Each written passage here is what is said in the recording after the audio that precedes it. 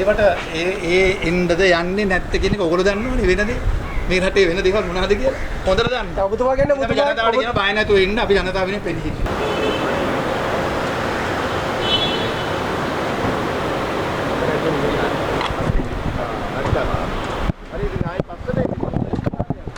ඔබතුමා අද නේ බයින්නේ.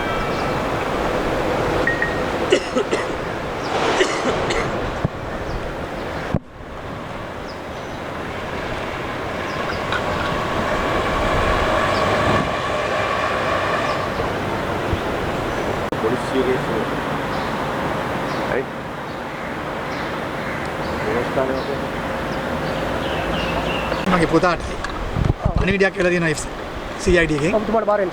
අද 9ට එන්න කියලා. බාර වෙන්න නෙමෙයි. 9ට එන්න කියලා කටුත්තරයක් ගන්න තියෙනවා. ඔබතුමා හැංගිලා හිටියද? හැංගෙන්න අවශ්‍ය නැහැ. දැන් බාර වෙන්න කියලා නේ. ඔව් දැන් ඉවලදී. ඊවල තියෙනවා මේක ගෙදරට. ඒක ලැබිලා තියෙනවා. ඒ ලැබිච්ච මම ඇවිල්ලා තියෙනවා. ඒ කියන්නේ මේ ඉතිසලා ඔබතුමාට එහෙම එන්න කියලා නෑ මට දැන් දීලා නෑ. කිසිම දැනුම් දීමක්. මොකක්ද හේතුව කියලා දැනුම් දීලා තියෙනවද? හේතුව දැනුම් දන්නවා නෑ. කටුත්තරයක් ගන්න කියලා නම්බරයක් දාලා තියෙනවා. ඒ සඳහා තමයි ආවේ. ඔබතුමාට එන්න පුළුවන් වෙයි. මට මේක පුරුදු දැනක්. මේක අලුත් දැනක් නෙමෙයි මේ සම්පූර්ණ දේශපාලන පරිගැනීමක්. මේ මුළු පවුලක්ම හිර කරන්න හදන්නේ. හරි? මේ කිසිම සාක්කියක් නැතුව අවුරුදු 10ක විතර පැරණි මේ නඩුවකට මගේ දරුවෝ දෙන්නම අරගෙන ගිහලා මාව අරගෙන එක දවසේ අලුත් අවුරුද්ද ලබනකොට එක දවසේ මේ කරපු සැලසුමක් වෙන දෙයක් නෙමෙයි. මේවට ලක්ෂ ගණන් වියදම් කරන ආණ්ඩුව. මේ මඩ ගහන්න. කිසිම වරදක් කළා නැහැ. මගේ දරුවෝ දෙන්නත් වරදක් කළා නැහැ. මම වරදක් කළත් නැහැ. ඒ නිසා අපි මේකට මුණ දෙනවා. මේකට අපි බය වෙන්නේ නැහැ. අපි බය කරන්න හම්බෙන්නේ නැහැ. හේතුව මොකක්ද කියලාද ඔබ හිතන්නේ? මගේ දරුවා ගිහිල්ලා ඉවරලා උදව් කෙරුවා ගල්ගමුවේ ගිහිල්ලා ගම්වතුර උබදොරට එහින දරුවන්ට එහින දෙමව්පියන්ට ආණ්ඩුවෙන් අඩුම ගානේ මේ කිසිම දෙයක් එවන්නේ නැති වෙලාවක ගිහිල්ලා බැහැලා උදව් කෙරුවා. එහි ඉන්න සංවිධායක කවුද කියලා දන්නවනේ. කවුද ඒක ඇමති? ඒ පොලිස් ඇමති ඉන්නේ ගල්ගමුවේ. ඒ හින්දා තමයි මේ පරිගැනීම කරන්නේ. මේකට අපි බය වෙන්නේ නැහැ. මේකට අපි මුණ දෙනවා. අපි බලාපොරොත්තු වෙනවා යුක්තිය සාධාරණත්වයට ඉටු වෙයි කියලා.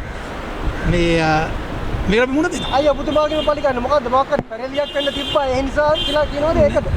මන් දන්නේ නැහැ. මාව ඉතින් කොහොමද ඉලක්ක කරගෙන තියෙන්නේ? හේතු අහන්න ඕනේ ඒගොල්ලන්ගේ කියලා. ඒගොල්ලන් මොනවද ප්‍රශ්නයක් ඇතිනේ? ඒගොල්ලන් මොනවද ප්‍රශ්නයක් ඇතිනේ? ඔබතුමා දන්නවනේ ප්‍රශ්නේ. ප්‍රශ්නේ ඔයගොල්ලොත් දන්නවනේ. මේකට මුණ දෙමු. එනම් බොහොම ස්තුතියි ආවට. ඔයගොල්ලන්ට නිවුස් තියෙනවනේ. මේවට අපි බය කරන්න හම්බෙන්නේ නැහැ. අපි මේ රටේ ජනතාවගේ පොදු ජනතාවගේ මේවා වෙන අපි පිළි හිටිනවා. අපි දේශපාලනය කරන්නේ. අපි මේවට යටත් කරන්න හම්බෙන්නේ නැහැ. අපි බය වෙන්නෙත් නැහැ. අපික පැහැදිලිව කියන අපි සාධාරණත්වයේ බලාපොරොත්තු වෙනවා උසාවියෙන්. දරුවෝ දෙන්නට කිසිම සාක්කියක් නැහැ.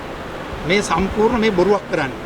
හරියට ජනවාරි 31 වෙනිදා එක පවුලක් අත්අඩංගුවට ගත්තා කියලා මේ දාන්න හදපු අවුරුදු 10ක පැරණි කිසිම සාක්කියක් නැති දෙයකට තමයි අපිට මේ කරදර. ඒ වගේම පෙන්ෂන් එකක් ඇති කරන්න ගැසට් එකක් දාලා තියෙනවා. ඒ වගේ කමන්නේ. ඒ වගේ ඒක ප්‍රශ්න නෙමෙයිනේ. ඔව්. ඒවා ප්‍රශ්න මහින්ද මහත්මයා ගෙදර යවපු එක මේ පෙන්ෂන් නැති කරපුවම මොකද වෙන්නේ?